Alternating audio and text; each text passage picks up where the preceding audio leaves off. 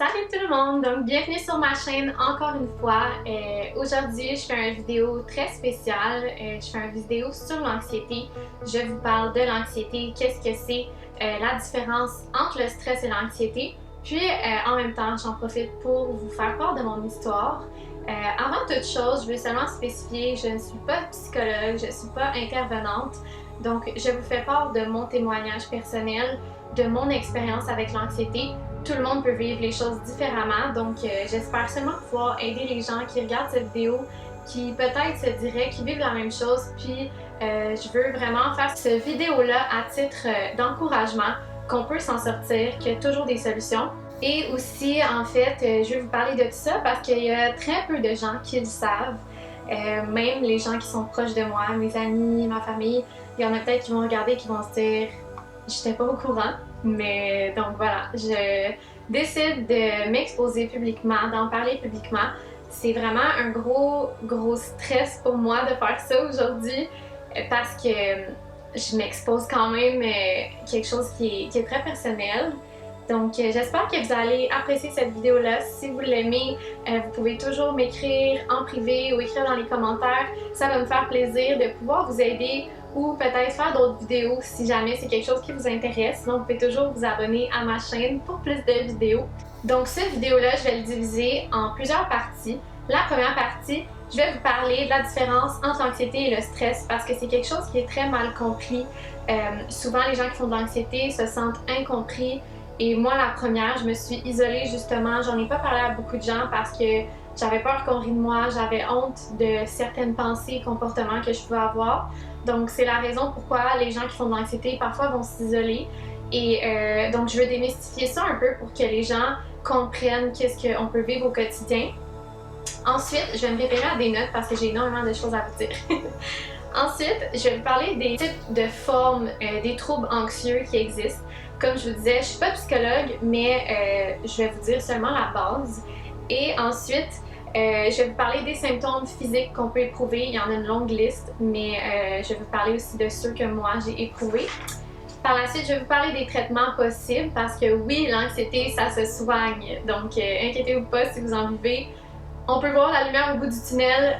Il suffit de prendre les actions pour. Et finalement, je vais vous parler de mon histoire et ensuite vous référer à des pistes de solutions, donc l'aide et des ressources que vous pouvez aller chercher. Donc voilà, bon visionnement! Alors pour commencer, la différence entre l'anxiété et le stress. Le stress, c'est quelque chose qui est normal, que l'être humain va vivre à certains moments dans sa vie.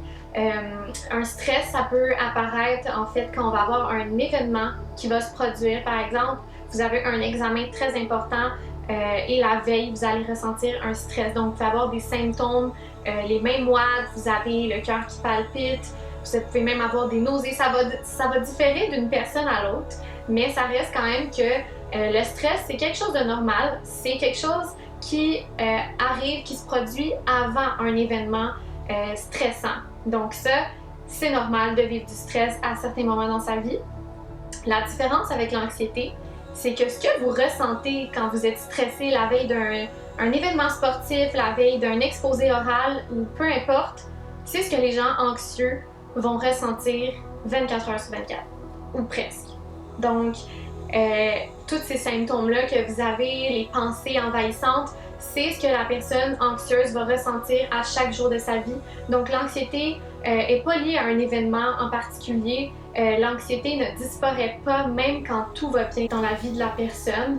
Ensuite, l'anxiété préoccupe la personne continuellement. Donc c'est envahissant dans les pensées, dans les comportements, dans les perceptions. Et finalement, ça peut aussi empêcher la personne de fonctionner normalement dans sa vie de tous les jours. Donc ça peut empêcher de faire certaines tâches quotidiennes, de voir des gens et tout dépendant du trouble anxieux de la personne. Donc, il y a plusieurs types de troubles anxieux. Je vais vous en nommer 4 principaux. C'est sûr qu'il peut en avoir d'autres, mais moi, je vais vous parler de seulement 4.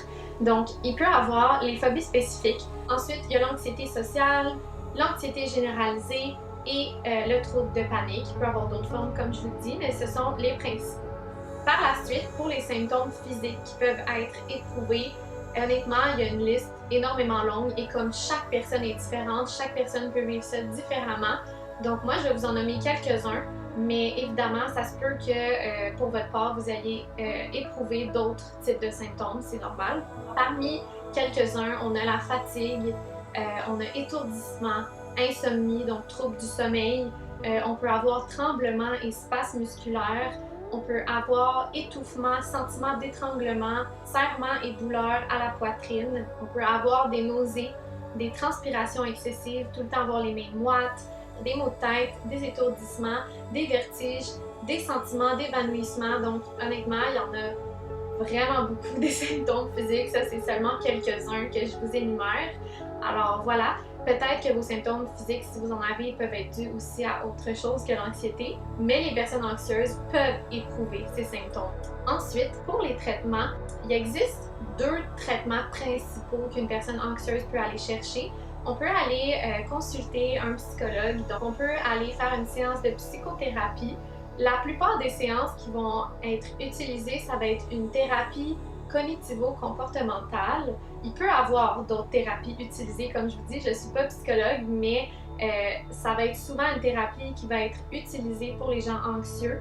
Donc cette thérapie-là, ce que ça fait, c'est que ça va venir modifier vos pensées, vos croyances et vos comportements qui sont problématiques, donc liés à votre anxiété, pour venir les remplacer par des perceptions, des croyances et des pensées qui sont plus appropriées à la réalité. Parce que l'anxiété, c'est vraiment une question de perception, ça se passe entre nos 2 oreilles et souvent on va voir les choses disproportionnées qui ne sont pas nécessairement appropriées à la réalité. Et sinon, il y a la médication aussi. Donc, il y a plusieurs types d'antidépresseurs et autres médicaments qui peuvent être prescrits par votre médecin. C'est sûr que ça reste vraiment votre choix et ça dépend aussi de votre trouble anxieux. C'est certain que vous allez avoir la recommandation de psychologues et médecins, mais je vous conseille toujours de prendre une décision éclairée et de vous renseigner. Je vais vous raconter mon histoire, puis ça va aussi peut-être vous donner quelques idées, pistes de solutions. Donc maintenant, la partie croustillante du vidéo, mon histoire avec l'anxiété. Ça me rend quand même assez émotive de vous parler de ça parce que je sais tellement c'est quoi, puis je sais qu'est-ce que vous vivez au quotidien et je sais à quel point ça peut être difficile de gérer ça puis d'en parler aux autres, ceux qui peuvent peut-être ne pas comprendre et c'est pas de votre faute non plus parce que quand on le vit pas, des fois on peut pas comprendre qu'est-ce que c'est. Ça a commencé pour ma part en 2017. J'étais à l'université en enseignement au primaire. J'étais à ma première année quand j'ai découvert que j'éprouvais des symptômes physiques. Donc, au départ, je me suis mis à avoir de la difficulté à respirer. J'avais un serrement au niveau de la gorge, puis un point au niveau du thorax, au niveau de la poitrine. J'avais l'impression que je faisais de l'asthme, en fait. Moi, c'est ce que je croyais, ou peut-être que j'avais une autre maladie quelconque. Donc, ça faisait un petit moment que j'éprouvais ces symptômes-là sans vraiment trop m'en préoccuper. Puis à un moment donné, ben, ça a un peu évolué et de plus en plus, ça devenait envahissant dans ma vie. Puis je me suis dit, OK, il faut que j'aille consulter un médecin, il y a quelque chose qui va pas. Donc, j'ai appelé mon médecin de famille en urgence, j'ai pris rendez-vous. Puis, elle m'a pris la journée même, donc j'étais vraiment heureuse de pouvoir voir un médecin. Puis, quand j'ai été à mon rendez-vous, à la suite de mes explications, mon médecin me dit, eh bien en fait, tu fais de l'anxiété. Donc, tous tes symptômes physiques sont liés à ton anxiété. Honnêtement, je m'attendais vraiment pas à ce genre de réponse-là. Au début, j'ai pas été consultée tout de suite. Ça m'a pris un moment avant d'assimiler cette information-là parce que l'anxiété, je connaissais pas ça. Je me disais, pourtant, je comprends pas, je suis pas stressée. Tu sais, dans ma tête, tout allait bien, tout dans ma vie aussi allait bien. Mais tu sais, c'est sûr qu'on vit toutes des périodes difficiles, mais j'avais pas nécessairement de problèmes majeurs, donc je comprenais pas trop. Et finalement, j'ai décidé de faire des démarches puis d'aller voir une psychologue. Pour ma part, j'ai été voir une neuropsychologue, donc c'est une spécialité de la psychologie orientée beaucoup sur la neurologie, donc tout ce qui se passe un peu dans notre système nerveux. Je dois vous avouer que pour une personne anxieuse, je sais qu'est-ce que ça peut représenter d'aller consulter. C'est vraiment un événement extrêmement anxiogène d'aller parler de ça à quelqu'un qu'on connaît pas. Donc, j'ai pris mon courage à 2 mains et je me suis présentée. Puis, pour vous résumer un peu comment ça s'est passé, en fait, la première séance pour moi, elle a fait un petit bilan, donc un petit examen, je dirais, de ma personnalité, de ma façon de réagir pour vraiment venir cibler mon problème, mon trouble anxieux. Et la prochaine rencontre, en fait, elle avait étudié mon dossier, elle m'a expliqué exactement ce que j'avais, ce que j'éprouvais. Puis honnêtement, c'est tellement rassurant de savoir qu'on n'est pas seul là-dedans. Voilà, par la suite, pour ma part, mon diagnostic, c'était anxiété généralisée. Donc, ce que ça veut dire, c'est que j'avais une inquiétude permanente par rapport à des événements futurs ou passés. Je m'imaginais toujours les pires scénarios qui pouvaient arriver dans le futur. Donc pour ça, c'est extrêmement envahissant parce qu'on va toujours s'imaginer « Oh mon Dieu, telle chose pourrait arriver, telle chose pourrait arriver », tandis que ça n'a aucune raison d'être en fait. C'est seulement dans notre tête que ça se passe, puis c'est extrêmement difficile de venir à bout de ces pensées envahissantes-là. Donc pour moi, c'était vraiment généralisé, j'avais pas de spécificité en particulier. J'étais seulement anxieuse de tout, en fait. C'était extrêmement envahissant, ça m'empêchait de respirer correctement. Par la suite, la séance qu'on a fait, une thérapie cognitivo-comportementale, j'ai été la voir pendant 1 an. Elle m'a proposé la cohérence cardiaque, donc ça peut ressembler un peu à de la méditation. C'est une technique de respiration qui va venir entrer en cohérence avec notre rythme cardiaque. Donc, ça fait en sorte que ça amène un état d'apaisement extrêmement satisfaisant. Et on a pratiqué plusieurs autres petites techniques qu'elle m'a amené à faire. Donc, c'est vraiment, vraiment intéressant. Si jamais il y en a qui veulent m'écrire, qui aimeraient en savoir plus, ça va tellement me faire plaisir de vous conseiller, de vous orienter vers ce que moi j'ai été. Moi, j'ai décidé de ne pas prendre de médication.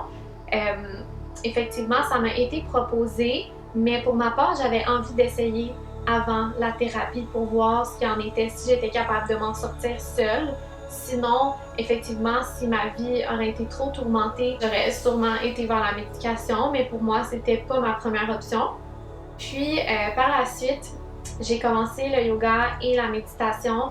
Puis honnêtement, je vous dirais que c'est pas uniquement le yoga ni la méditation qui m'a aidé à m'en sortir, mais c'est vraiment l'amalgame des 3 solutions qui m'ont aidé à m'en sortir. Évidemment, c'est du travail sur soi constamment. On n'est jamais sorti du bois, si je peux le dire. C'est sûr que moi, ça me suit toujours un peu en arrière, dans le sens où il y a des moments que je vais en faire, puis il y a d'autres moments dans ma vie où ça va aller vraiment mieux. Donc, je pense que c'est une question de rester constant dans nos efforts, de toujours travailler sur soi.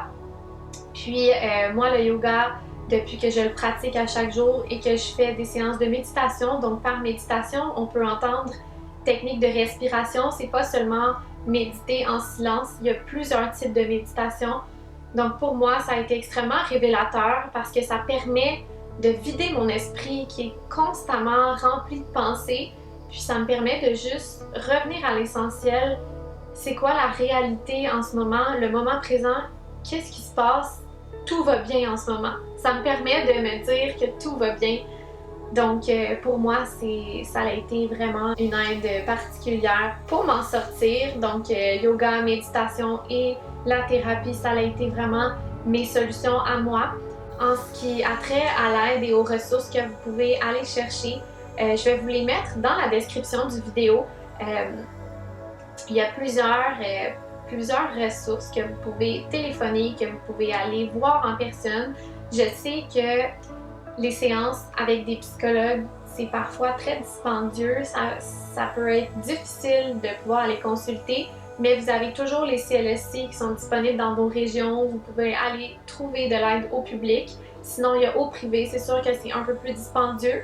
Sinon, je vais vous proposer aussi une autre solution qui est d'aller dans les centres universitaires, donc avec des internes qui terminent leur doctorat. Ça coûte vraiment pas cher, puis c'est des gens qui sont autant qualifiés. Donc, c'est quelque chose que vous pouvez toujours faire aussi, qui est à moindre coût. Puis, je vais tout vous mettre ça dans la description. Puis voilà, j'espère que ça a été assez enrichissant pour vous. Si jamais vous avez d'autres questions, que vous aimeriez aller plus en profondeur, ça va me faire plaisir de répondre à vos messages. J'espère que vous prendrez soin de vous. Et si jamais vous avez quelqu'un dans votre entourage qui fait de l'anxiété, ne jamais essayer de dédramatiser sa situation. Faites juste comprendre la personne, être là pour elle, être disponible, parce que la première chose dont une personne anxieuse a besoin, c'est de sentir que les gens sont là pour toi quand tu fais une crise de panique, quand ça va pas. Donc, vraiment, soyez là pour vos amis, vos proches, votre famille et je vous souhaite une super belle journée.